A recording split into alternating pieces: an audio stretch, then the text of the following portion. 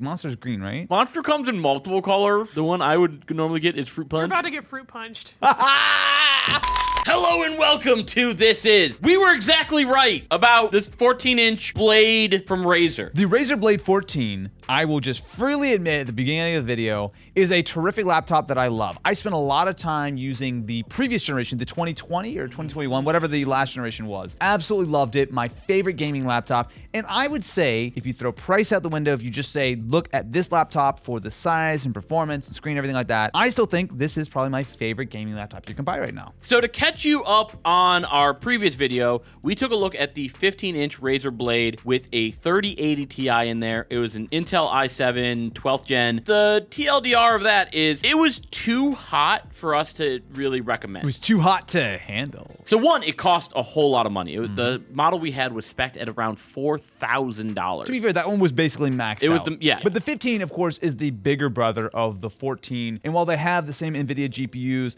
the 14 does go to AMD on the CPU side. And I think it's hard to argue that that's not a good move because while, yes, you might lose a little bit of maximum performance, the efficiency and still the raw performance of the GPU and everything of the 14, I consider that to be a better overall choice. I just like the design and the feel of this laptop. Now, if you're used to a Razer laptop, generally speaking, the hardware on all of these is very similar. It's all the anodized aluminum. Because they do this particular design, it's expensive, right? Razer laptops have a little bit of a price premium just purely based on the build quality. And I appreciate that. I love that. I love the way terrific. this feels. We were using the 15 before. Yep. And we had a lot of theories that all of our issues would kind of be solved by the 14.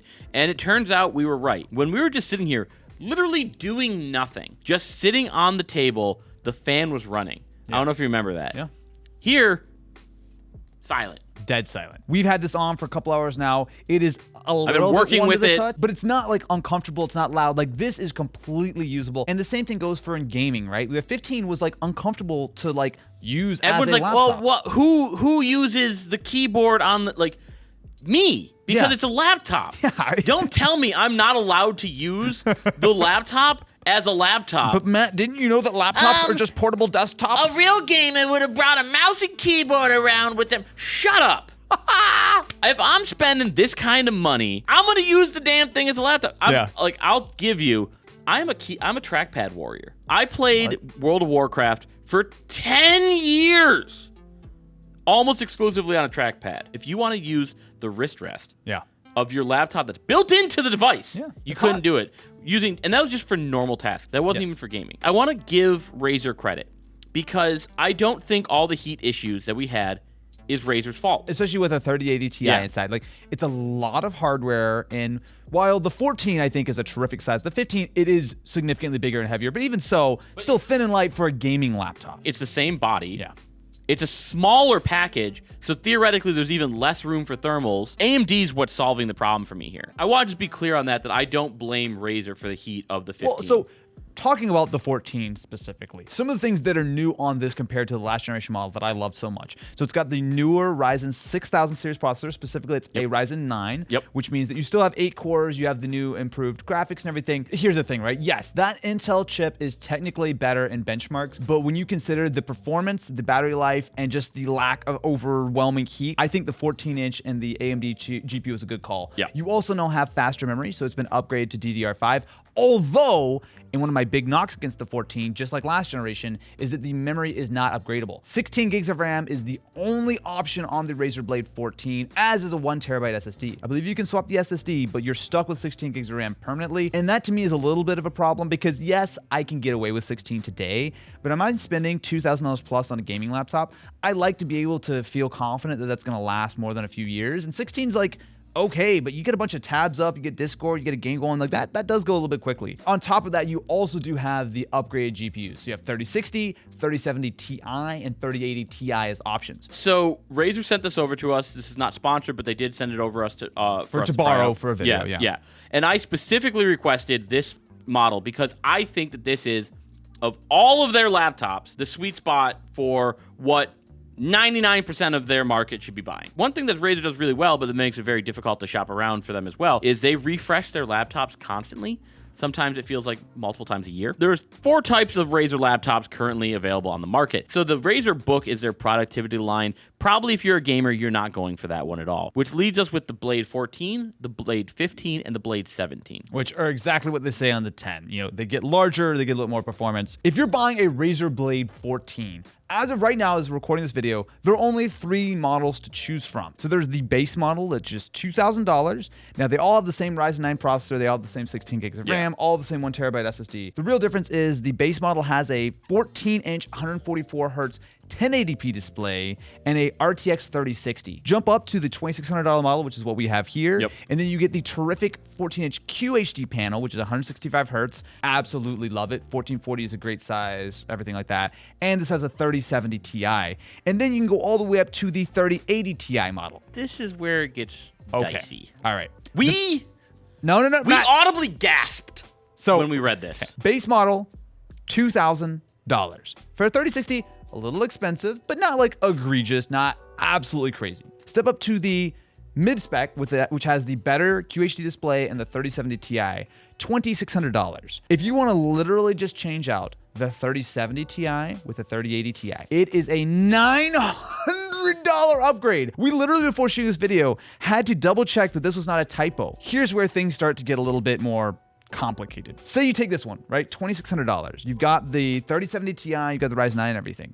I love this laptop. I think it is better than the 15 in my opinion. The hardware is the right size. The screen is terrific. It really does feel like it is like, as we always say with Razer, the MacBook of gaming laptops, right?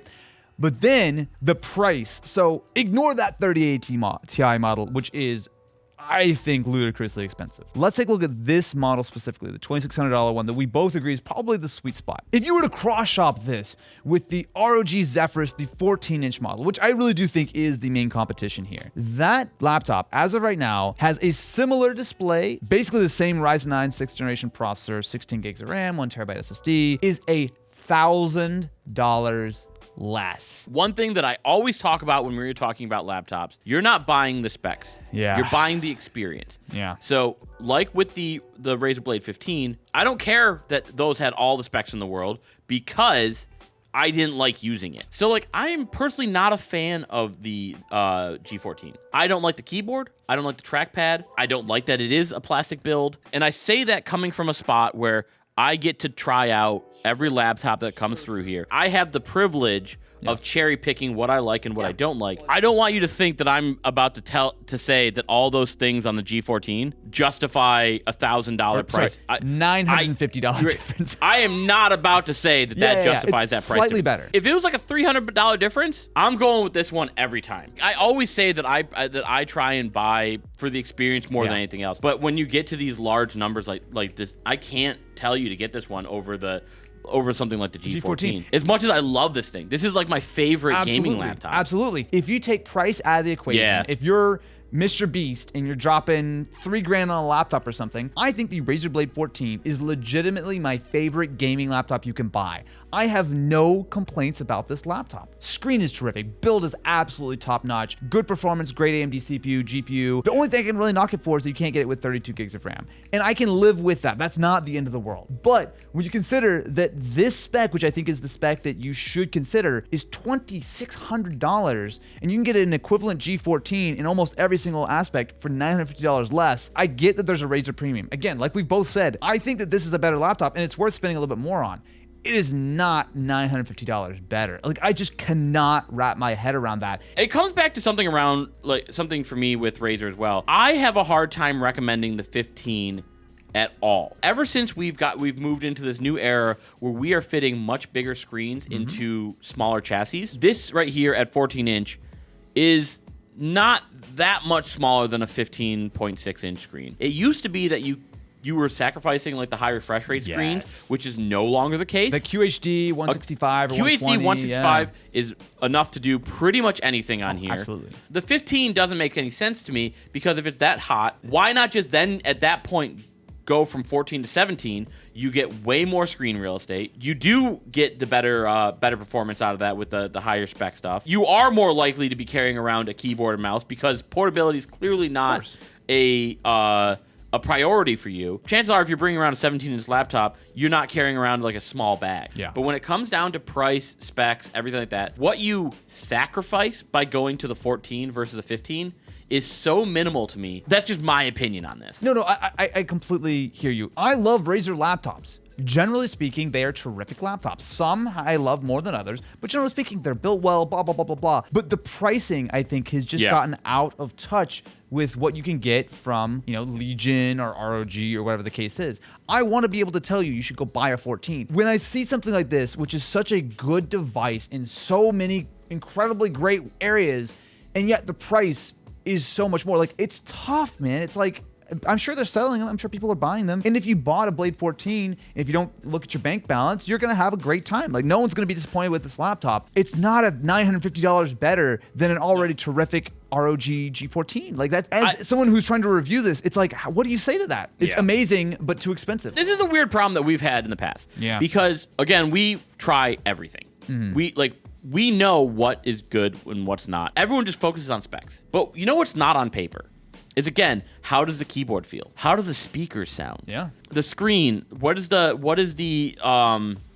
viewing angles of the screen? The real world battery life, not the I can play video for 74 hours in airplane mode. And I want people to just kind of keep that in mind when they're talking about like a $2,600 laptop, because you have amazing speakers on here. You have an amazing keyboard. The problem, though, is that you're not comparing this to something which is terrible, right? Like, if this was $1,000 better, but we're talking about something which I think is 98% as good in a lot of aspects as that G14. Yes, it's just one of those things we always talk about, like something like, oh yeah, this is like an expensive laptop, and everyone's like, well, my $300 laptop does all the same stuff.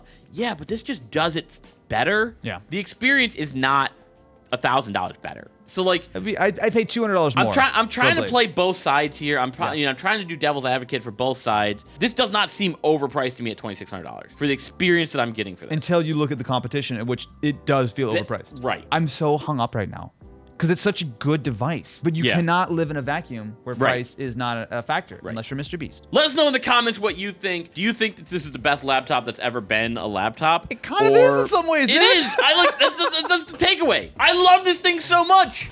I just wish I had more money.